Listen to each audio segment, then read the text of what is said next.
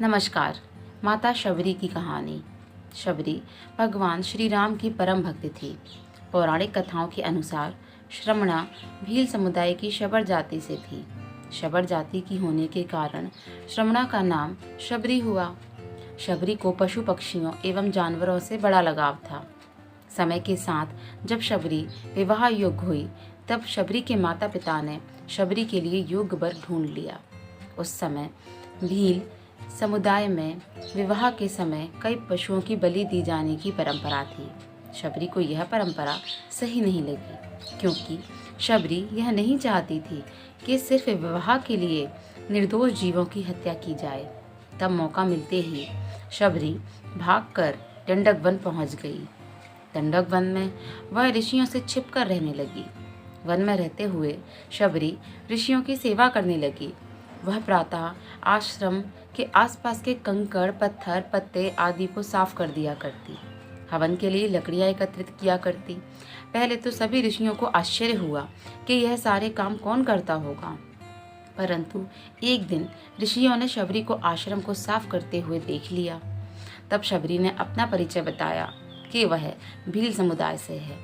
उसका परिचय जानने के बाद सभी ऋषि उसे अछूत मानकर उसका तिरस्कार करने लगे, परंतु उनमें से एक ऋषि मतंग थे। ऋषि मतंग ने शबरी की कहानी जानकर शबरी को एक कुटिया में रहने के लिए स्थान दिया।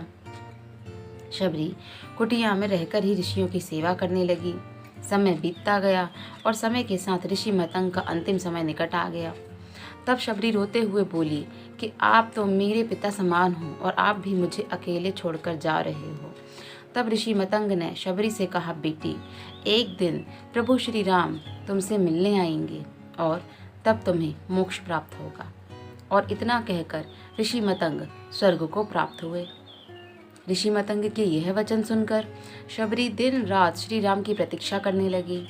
वह प्रतिदिन कुटिया के रास्ते को साफ करती एवं श्री राम के लिए ताजे फल तोड़ कर लाती। भगवान श्री राम की प्रतीक्षा करते हुए शबरी वृद्ध हो गई और इस आस में ऋषि मतंग के अनुसार उन्हें एक दिन श्री राम के आने की सूचना मिलती है।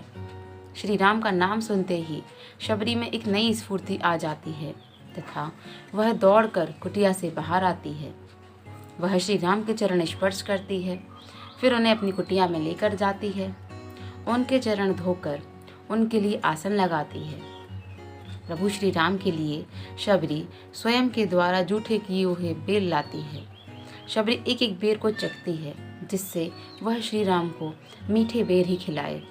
भगवान राम भी बड़े ही प्रेम से शबरी के जूठे बेरों को ग्रहण करते हैं और इस प्रकार से शबरी की प्रतीक्षा पूर्ण होती है। तो दोस्तों, कैसी लगी आपको ये कहानी?